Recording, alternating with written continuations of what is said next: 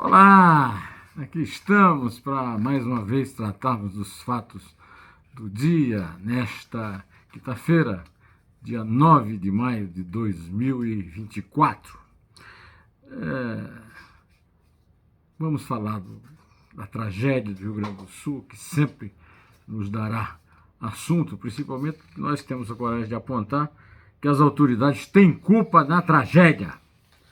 Bom, o Supremo Tribunal Federal declarou na quarta-feira 8 que as restrições para indicações políticas previstas na lei das estatais não valem para os estatais, para os dirigentes estatais que o Lula nomeou. É uma farra. O Supremo para o desgoverno Lula-Lira é uma farra. A farra às vezes se transfere para Madrid, mas também acontece aqui no Brasil, com o nosso bolso, né? E eu quero ainda me referir ao vexame do Supremo, porque a culpa, segundo o Dias Toffoli, um dos personagens do Converscote em Londres e depois em Madrid, é da imprensa, mas isso é muito claro, isso é muito natural. Eu quero aqui agradecer a todos vocês que têm comparecido aqui, dado uma boa audiência, que têm comentado, o que me dá muito orgulho, mesmo quando faz reparos. Eu estou aqui para democraticamente aceitá-los e até debatê-los. Eu tenho um lado, né?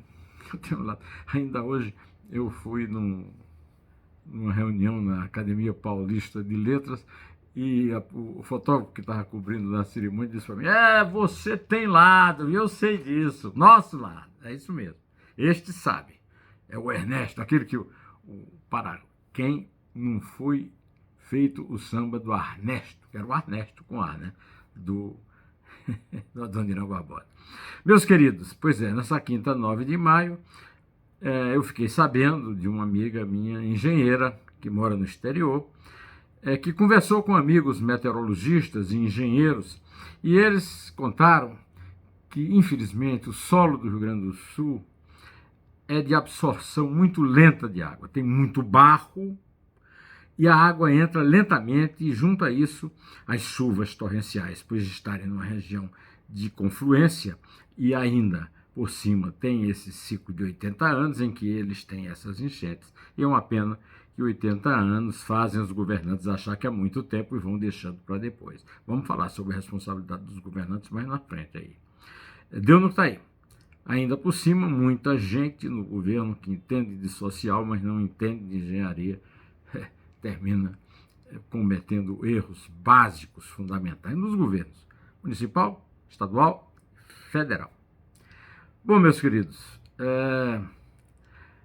segundo o senador Oriovisto Guimarães, do Podemos, do Paraná, a medida mais lógica deste momento seria alocar 100% do fundo eleitoral para a reconstrução. O senador merece todo o meu aplauso. Eu já devia até ter falado nisso ontem, mas a pauta me atropelou e eu deixei para falar hoje, mas o senador fez essa proposta, ela foi aprovada por unanimidade. Eu quero ver se vão realmente cumprir isso aí, né? No plenário do Senado, o senador disse que os políticos têm que cortar na própria carne. Afinal, quem não tem solidariedade não pode participar da vida pública. Numa discussão do decreto presidencial que garante celeridade no envio de recursos ao Rio Grande do Sul. O senador paranaense, educador, dono de uma grande instituição de ensino particular, né, anunciou a apresentação de um projeto de lei para destinar 50% dos recursos do fundo eleitoral para a região. A previsão é de 5 bilhões de reais para o fundo. Sem prejuízo para os candidatos às eleições municipais, podemos destinar 2,5 bilhões para o Rio Grande do Sul. Peço aos colegas senadores que apoiem essa iniciativa. O senador também manifestou solidariedade ao povo gaúcho e elogiou as iniciativas e os esforços individuais para ajudar o estado que foi devastado pelas chuvas. Aqui no Congresso também, ele disse, precisamos demonstrar produtividade. Nós, políticos, temos que ter exemplos. O decreto foi aprovado por unanimidade, agora resta ver, como eu já disse, se vai ser praticado mesmo. O Merval Pereira, na sua coluna, Globo News e na rádio CBN, disse que as autoridades têm culpa na tragédia. E eu concordo com ele. O comentário que eu peguei do site do Merval é o seguinte: é evidente que todos os governadores, não só Eduardo Leite, como os outros que o antecederam, são culpados pela tragédia das chuvas do Rio Grande do Sul. Não é possível que um estado que já sofreu tantas intempéries, que historicamente acontecem, não tenha feito obras de contenção e prevenção. Nenhum governador ou prefeito contou que essas coisas aconteceriam na sua administração.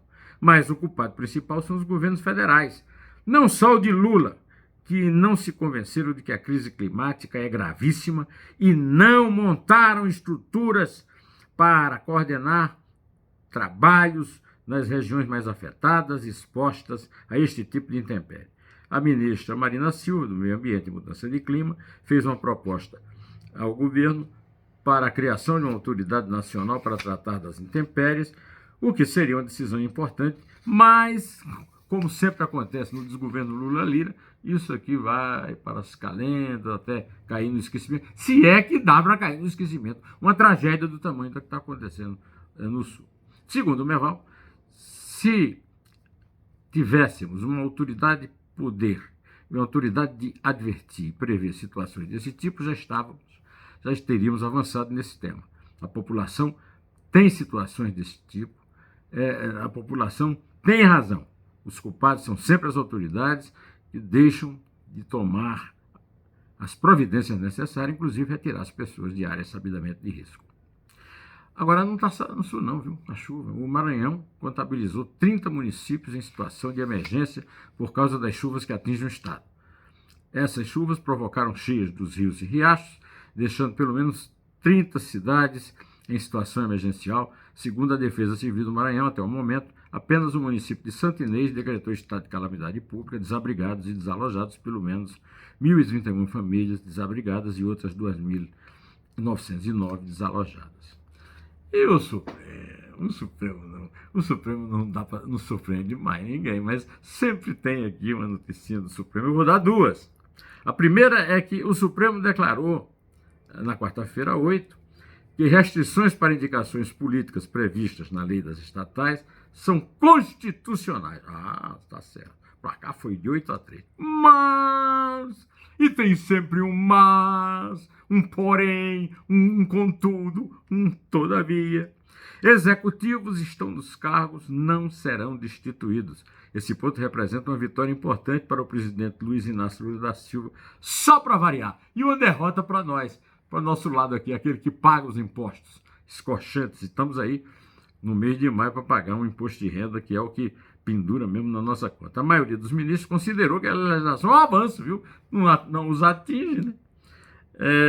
Na governança de empresas públicas e reduz interferências indevidas nessas instituições. Agora eu vou tomar emprestado um texto que eu peço licença aqui para ler, do meu amigo publicitário Jorge Decol, o Jorge S. Decol.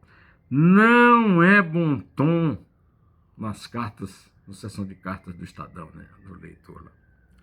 Vamos ver o texto.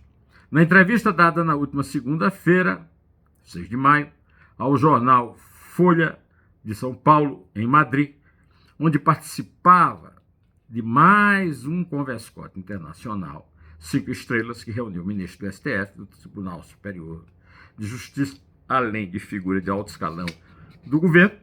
O ministro Dias Toffoli disse, em minhas palavras, que as reportagens da imprensa sobre as viagens de ministros para fóruns internacionais são absolutamente inadequadas, incorretas e injustas. Ô, ministro, que ridículo, hein? Podia ter ficado calado, né? Pelo menos. Podia não ter participado desse converscote, né? Ficado calado, né? Vamos lá, vamos continuar aqui na carta do Decol, né? Não é de bom tom. Meus amigos. Por oportuno, cabe dizer que inadequada, incorreta e injusta é a presença de altas autoridades públicas em eventos e reuniões em hotéis de alto luxo no mundo, afora patrocinados a peso de ouro por empresas privadas com processo milionário na justiça. A sobrevivência de ministros e empresários por alguns dias nesses festivos eventos não constitui crime algum, mas convém dizer que não é bom tom, nem parece razoável reunir no mesmo local juízes e réus numa harmoniosa convivência regada a bebidas de alto teor alcoólico e alto custo. Eu acrescentaria aqui. Parodiando o velho adágio romano, aos ministros não basta ser íntegro e honesto, é preciso parecer íntegro e honesto. Era a frase famosa do Júlio César, Caio Júlio César, sobre a mulher, né? A mulher de César não tem apenas que ser honesta, tem que parecer honesta. E é o caso também da nossa república, que na verdade é reprivada. Então, meus amigos, vou ficando por aqui, direto ao assunto.